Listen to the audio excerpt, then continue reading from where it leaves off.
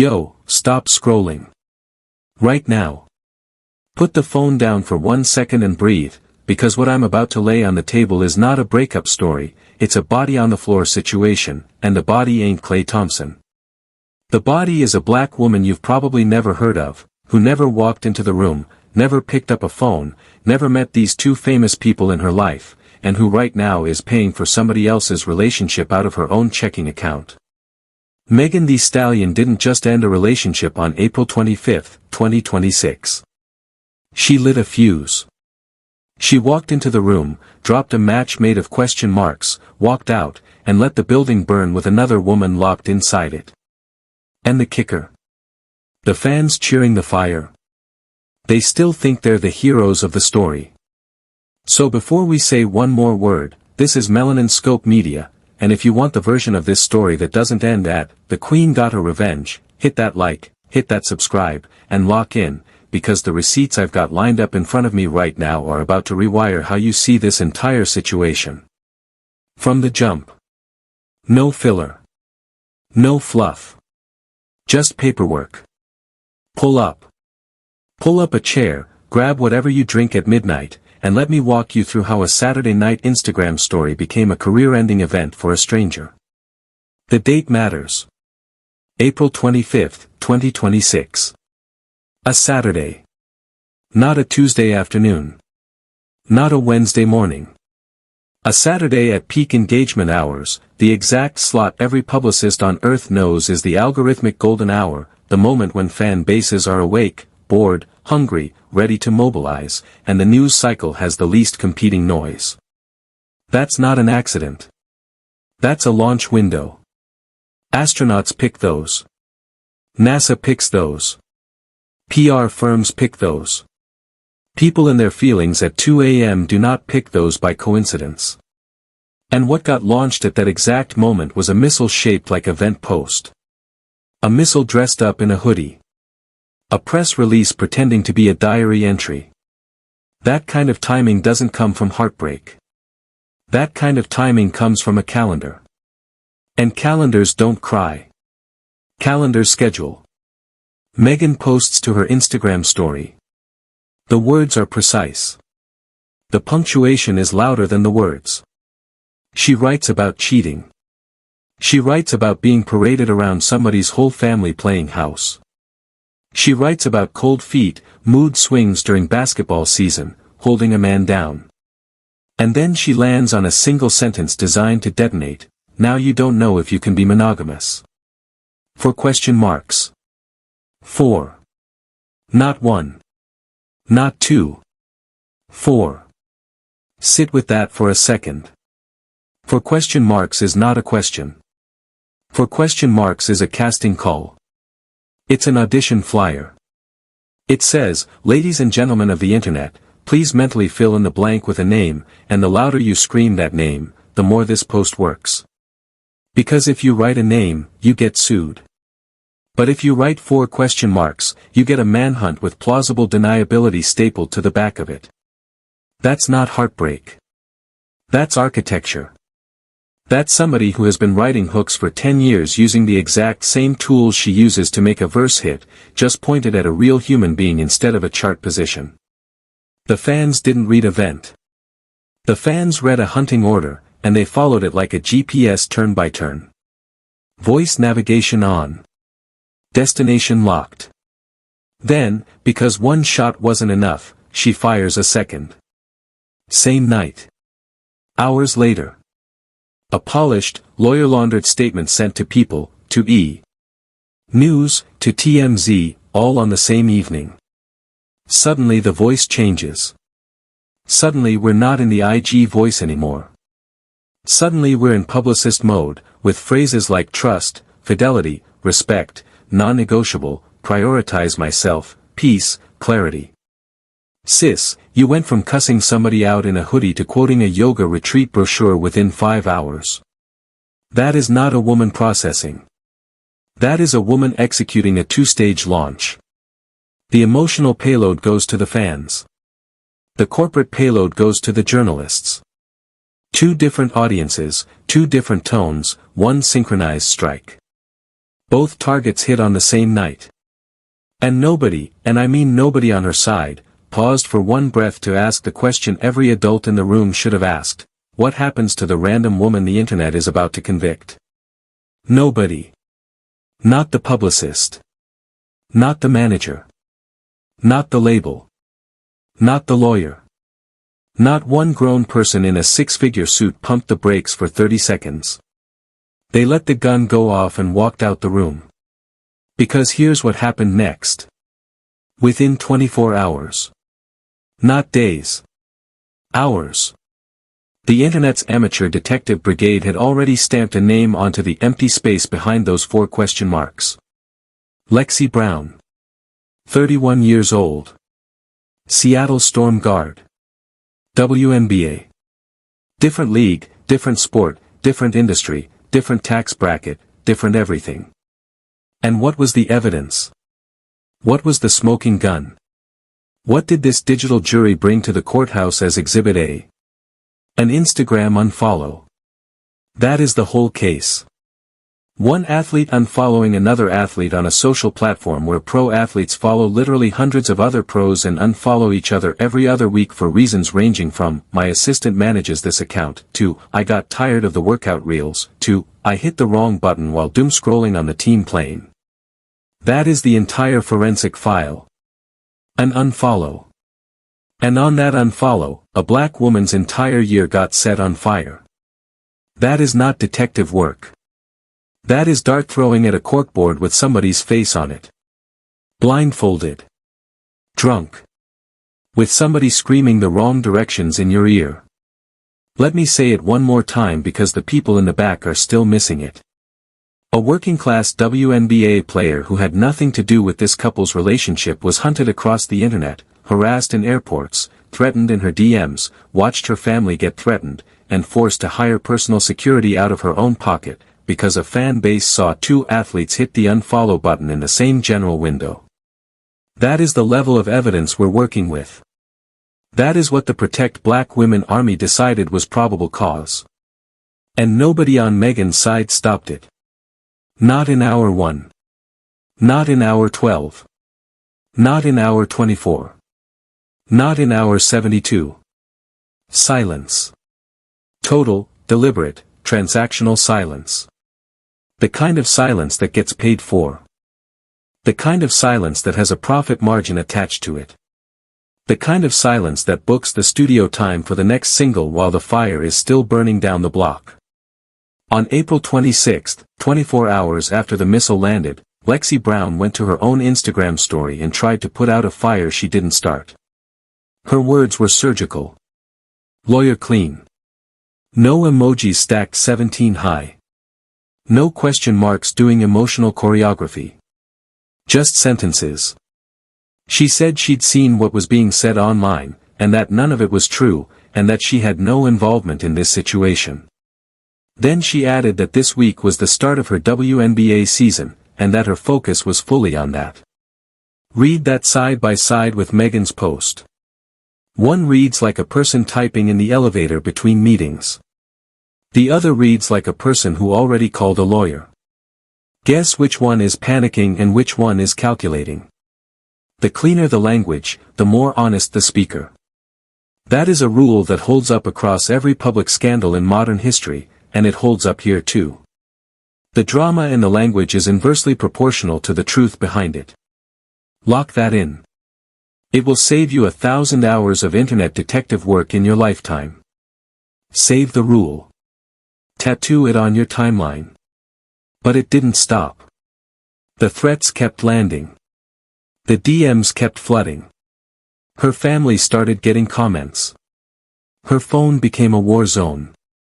And 5 days later, on April 30th, she sat down with Jackson Thompson at Fox News and stopped trying to be polite about it. She said it plain.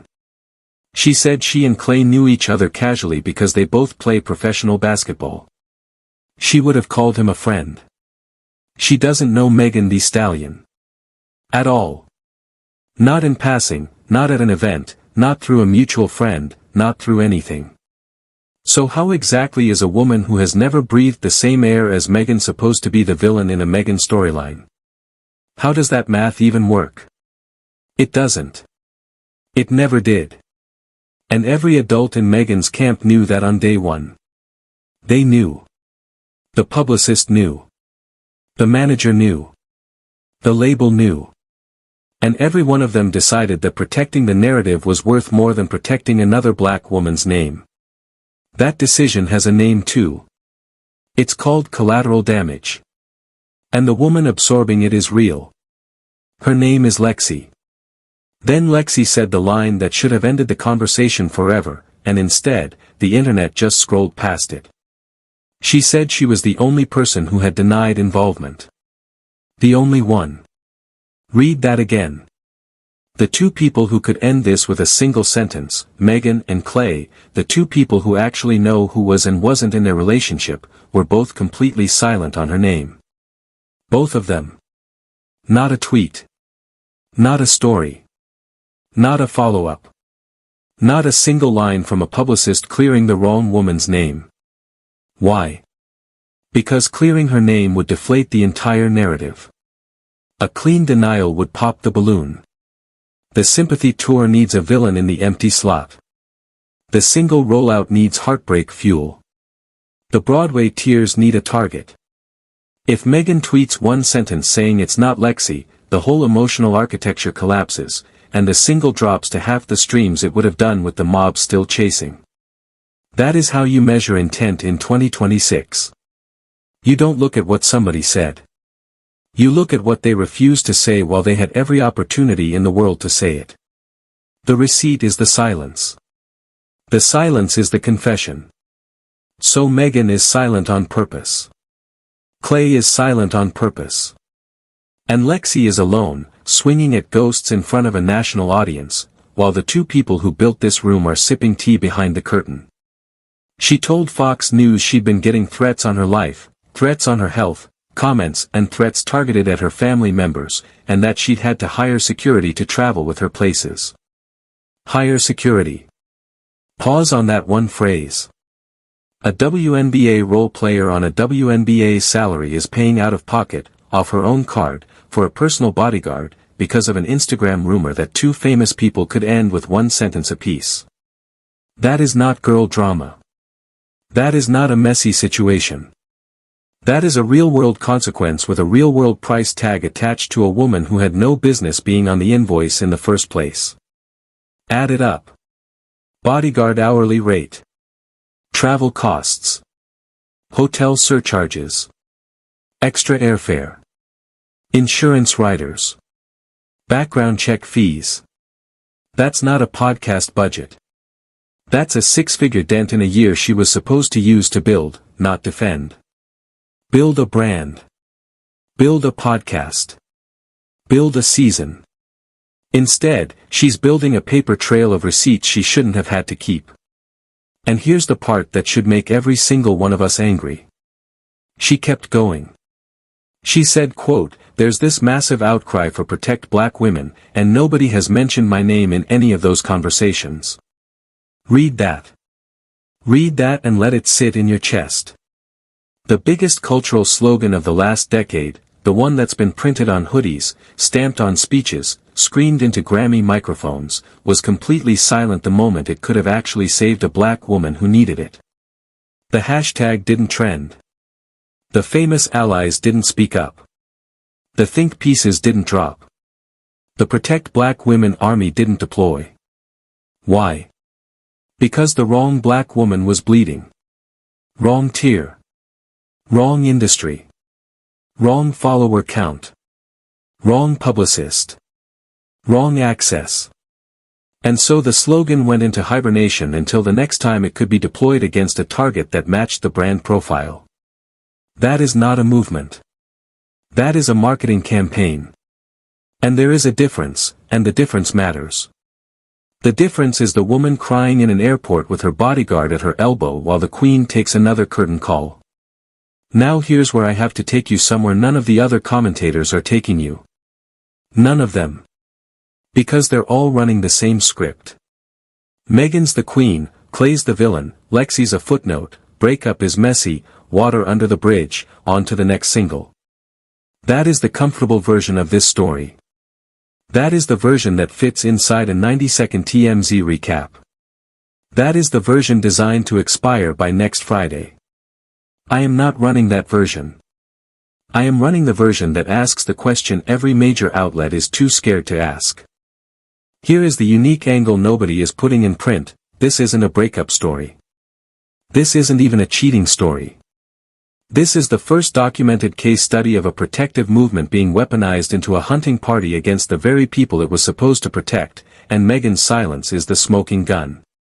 Print that. Quote that. Send that to your group chat. Because once you see it, you can't go back to the comfortable version. Ever. The lens shifts. The whole picture changes. You don't see a breakup anymore. You see a transaction.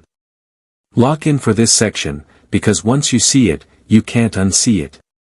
The Protect Black Women movement is sacred. It is necessary. It was earned in blood, in courtrooms, in hospital beds, in unmarked graves, in decades of being the last protected and the first blamed. From Anita Hill to Megan herself getting shot in the foot and then watching the internet laugh, the movement was forged in real harm. That's not up for debate. But somewhere in the last few years, the slogan got privatized. It got brand locked.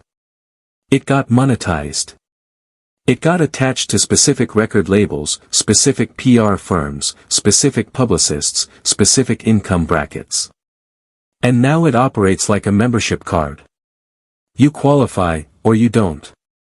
Lexi Brown, on her WNBA paycheck, with her podcast side hustle, with her zero PR machine, did not qualify. So when the mob came for her, the slogan stayed home. The hashtag stayed quiet. The famous allies stayed offline. That is not a movement.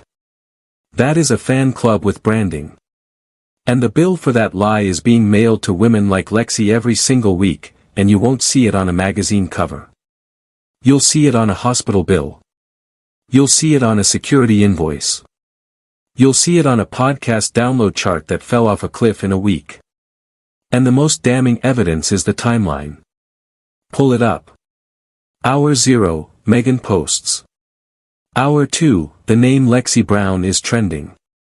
Hour 24, Lexi posts her denial. Hour 48, the threats are flooding her phone. Hour 72, her family is being harassed. Hour 96, she's writing a check for personal security. Hour 120, her podcast co-host, Mariah Rose, the brand name commentator on iHeart Women's Sports Network, walks. 3 million downloads. Gone. Vanished. Erased. The platform that was supposed to stretch Lexi's off-season income, the platform that was paying her bills between WNBA paychecks, the platform that was the safety net under her career, lost half its engine because a rumor she had nothing to do with poisoned the well. And not once during any of those hours did Megan, or Klay, or anybody in either of their orbits, type a single sentence saying, "Please leave that woman alone." Not one. Not in a tweet.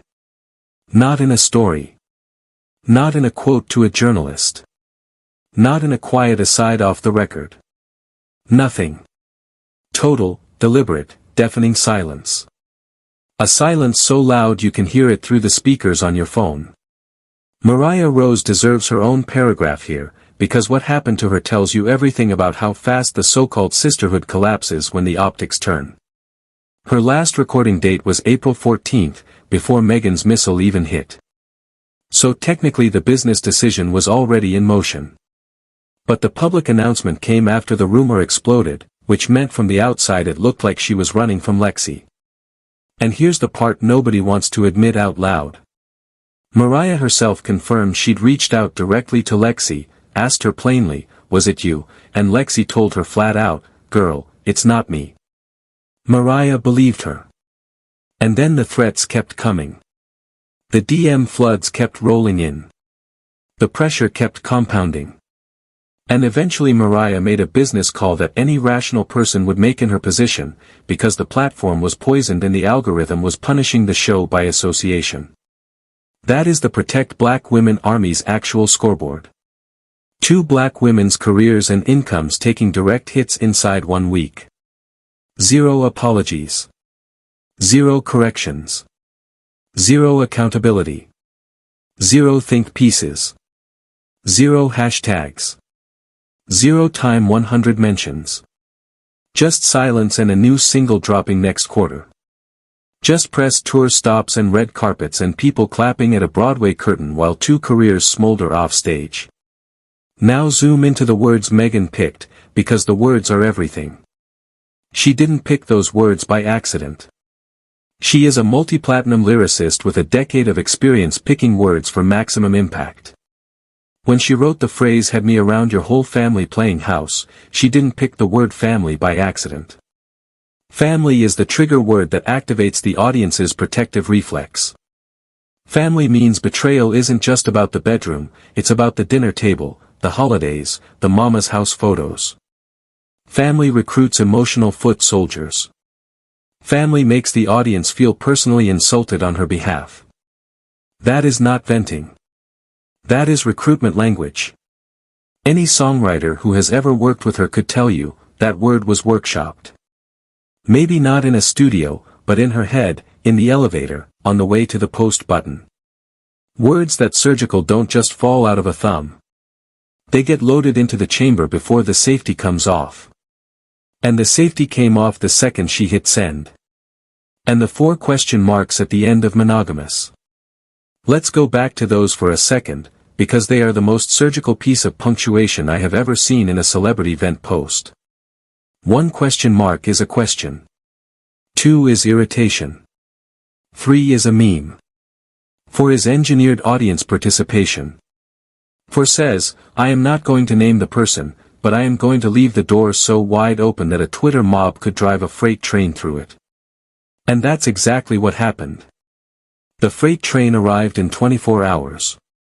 The conductor was an anonymous X account claiming Lexi was posting about Klay on her close friends, with 0 screenshots, 0 verified handles, 0 forensic anything, and the comments treated that tweet like Moses came down the mountain with it. That is not a fan base. That is a militia. And militias only need a target, not evidence. The wrong target. With the wrong evidence. At the wrong time. Aimed at the wrong woman. And every single grown person in that camp knew it, and watched it happen anyway. And cashed the check anyway. And went to sleep that night anyway. Compare all of that to how Lexi spoke. Her words to Fox News, when she said I have no idea how to process that. That single phrase is the tell. That is the sound of a person being abandoned in real time. That is not the sound of a side chick caught. That is the sound of a bystander hit by a stray bullet at somebody else's gunfight. Stunned. Disoriented. Blindsided. People playing offense don't sound stunned. People who got caught doing dirt sound rehearsed, polished, controlled. Lexi sounds like a woman who woke up in a story she didn't audition for. And that micro phrase, I have no idea how to process that, is the most honest sentence anybody in this entire saga has said out loud on any platform. Which is probably why none of the major outlets put it in the headline. Because honesty doesn't sell magazines the way carefully staged Broadway tears do. Honesty doesn't move sneaker units. Honesty doesn't pop on a Vogue cover. So honesty goes in the back of the article, around paragraph 14, where nobody scrolls. Speaking of major outlets, let's talk about the media framing, because it tells you exactly which version of the story each editor wanted you to walk away with. People magazine put Lexi's name first. They treated her as the protagonist of her own defense. They made the death threats the lead, not the footnote. That is responsible framing. That is editorial work that actually does the protecting the slogan promises. Cosmopolitan framed it differently. They softened it. They spread the sympathy evenly across all 3 parties. They treated the cheating allegation and the misidentification as 2 separate stories instead of one connected crisis. That framing quietly lets Megan off the hook. That framing is the editorial bias that keeps the cycle spinning, the framing that turns mob violence into a messy situation, the framing that lets the next Lexi Brown get hunted next year without consequences. News played it down the middle, listing Lexi's denial as a related coverage sidebar. CBS Sports went the hardest of anybody, treating Lexi as the central victim and asking the questions Megan's camp clearly did not want asked. So depending on which outlet you opened first, you walked away thinking either Klay's the villain, Megan's the heartbroken queen, or Lexi is the forgotten casualty. Same facts. 3 different stories. That is how modern media works in 2026. The story you walked away with is the story your homepage algorithm wanted you to walk away with. Not the truth. The product. The ad inventory. The advertiser-safe version of a woman's life. Now the part that really hurts, and the part the major outlets won't print. The class layer. Megan is a multi-platinum Grammy winner with a sneaker deal, a Netflix documentary, a Time 100 feature, an op-ed in the New York Times, a Broadway run on Moulin Rouge, and the kind of legal team that can vaporize a defamation case before lunch. Klay Thompson is a 4-time NBA champion on a Dallas Mavericks contract with more zeros than your phone's contact list. Lexi Brown is a 31-year-old WNBA role player on the Seattle Storm with a podcast side hustle she needs to stretch her year. This is not a celebrity scandal. This is a power imbalance disguised as girl drama. The 2 people with all the money, all the lawyers, all the publicists, all the platforms, and all the legal armor are letting the person with the least resources soak up every drop of damage. The fans think they're playing defense for a queen. They are actually playing offense for a billionaire ecosystem against a working-class athlete. That is not activism. That is bullying with a hashtag for cover. And the people running the hashtag know exactly what they are doing. They run the math. They run the comms plan. They run the algorithm. And then they go to bed. And do you know what makes it sting even harder? The WNBA is in the middle of a once-in-a-generation visibility boom. Caitlin Clark money. Angel Reese partnerships. Expansion teams. Billion-dollar media rights deals on the table. The Storm sold out arenas this past season. This is the absolute last possible moment a WNBA player should be losing sponsorship-adjacent opportunities because of an unverified Instagram rumor from a totally different industry. The league is finally cooking. Finally getting the cultural respect it has been begging for 2 decades. And a hip-hop fan base from outside the sport just torpedoed one of its players over a vibe. The collateral damage is not just personal.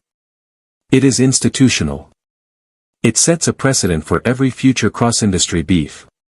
And every WNBA player watching this, Caitlin, Angel, Aya, Sabrina, all of them, is making a mental note. They know it could be them tomorrow morning when somebody famous decides to subtweet from a hotel room. The league office is taking notes too. The players' union is taking notes. The next collective bargaining conversation is going to have a clause about this. Mark it down. Print it. Save the receipt. Frame it on the wall of the union office. Here's what I think happens next, and write this down, because I am calling it now while we're still inside the story. Megan stays silent on Lexi's name. Forever. She does the press tour.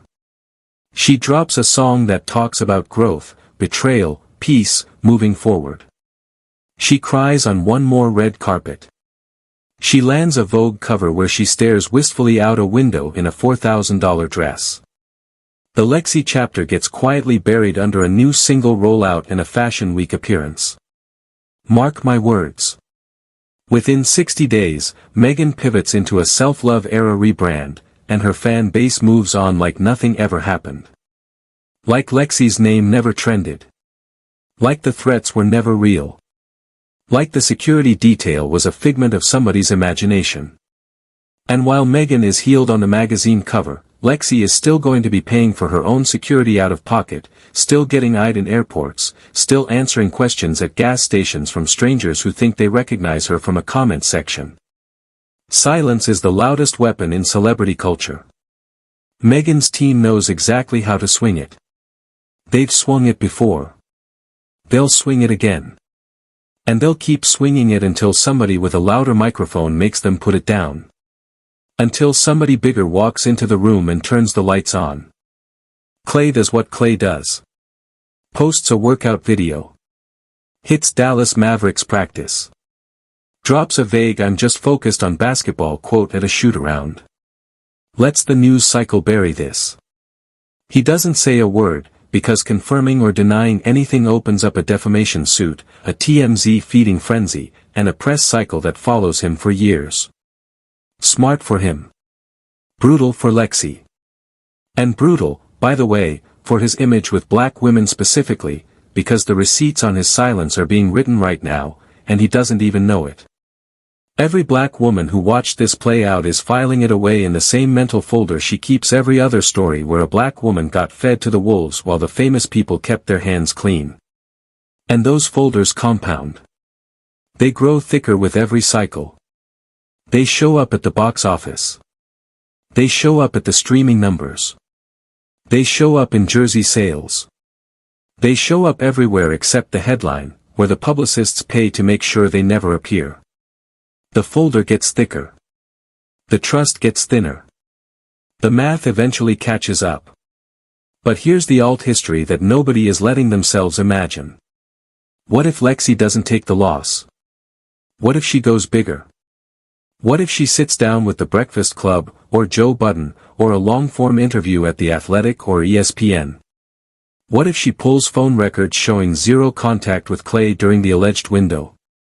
What if she drops timeline receipts of her own, with screenshots, with dates, with the same forensic precision the internet demanded of her? That is the moment this story flips upside down. That is the moment the Protect Black Women Army gets caught with their pants around their ankles. That is the moment Megan's silence stops looking like healing and starts looking like complicity, and complicity is a word that does not wash out of a brand. One good sit-down from Lexi and Megan's PR team is in emergency mode for 6 months. They are not ready for that smoke. Her fan base is not ready. The slogan is not ready. The whole house of cards starts wobbling the second Lexi decides to swing back with her own paperwork. And paperwork doesn't cry on Broadway. Paperwork sits in a folder and waits for a subpoena.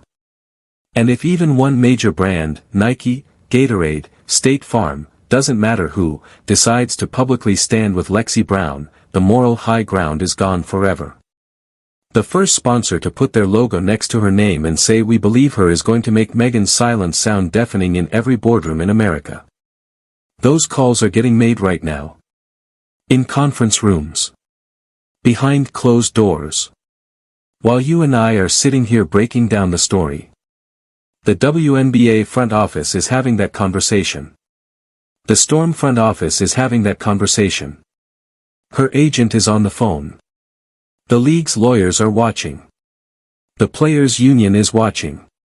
This is no longer just a rumor. This is becoming a case file. And case files, once they get opened, get cited. Forever. In settlement talks. In media trainings. In law school seminars. In every future moment somebody famous decides to fire a missile shaped like a vent post and pretend it was an accident. The case file outlives the breakup. The case file outlives the album. The case file outlives the brand deal.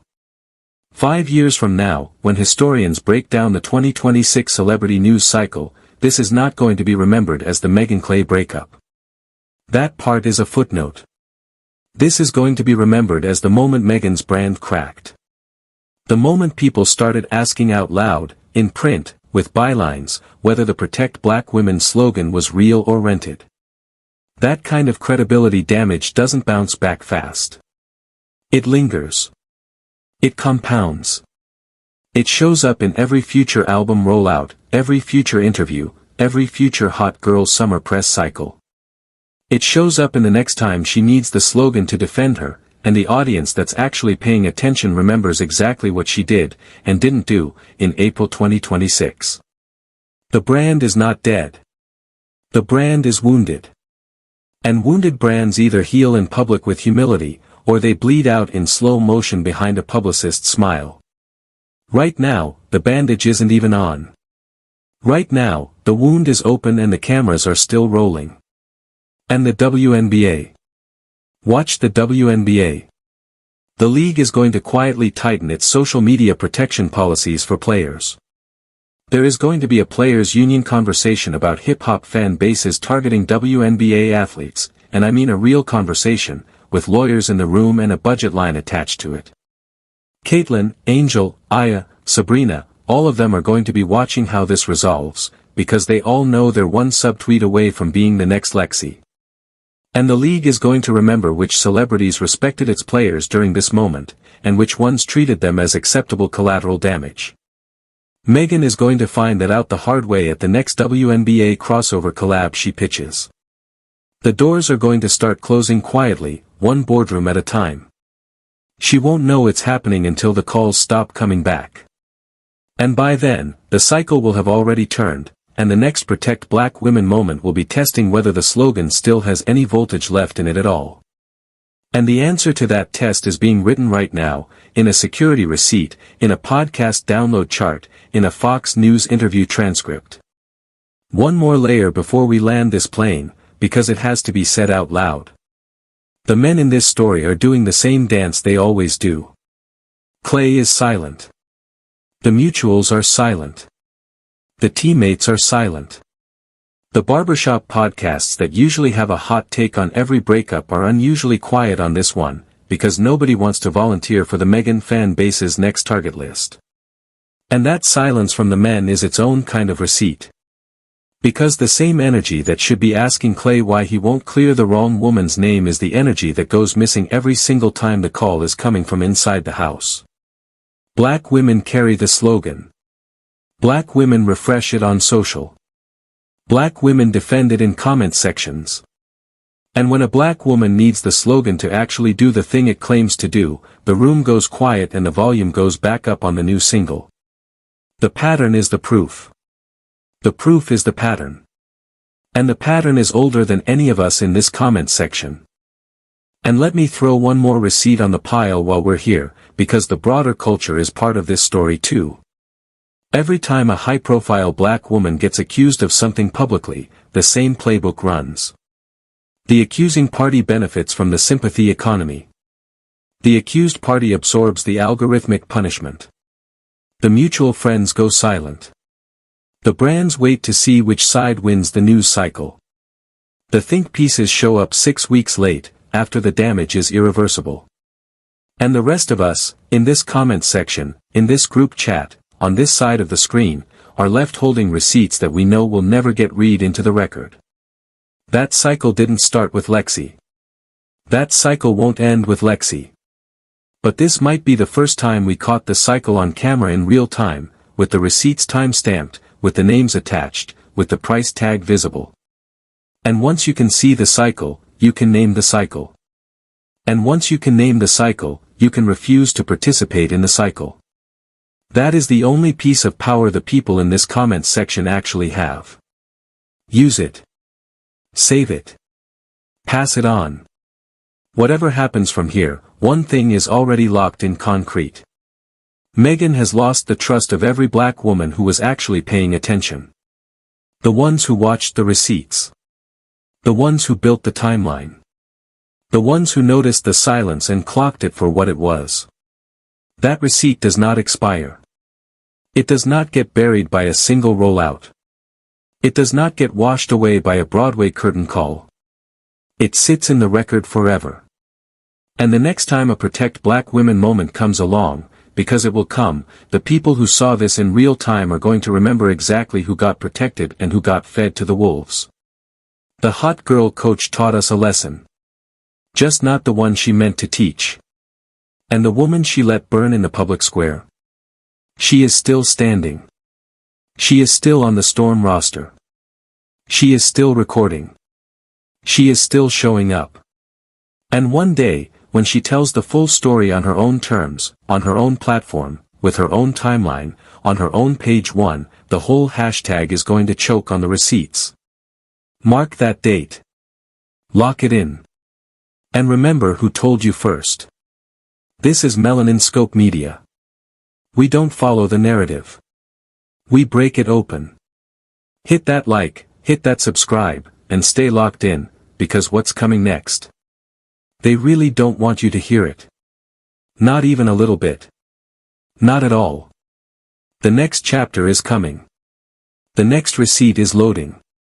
The next black woman is watching to see how this ends. And so are we. Stay sharp. Stay loud. Stay in the comments.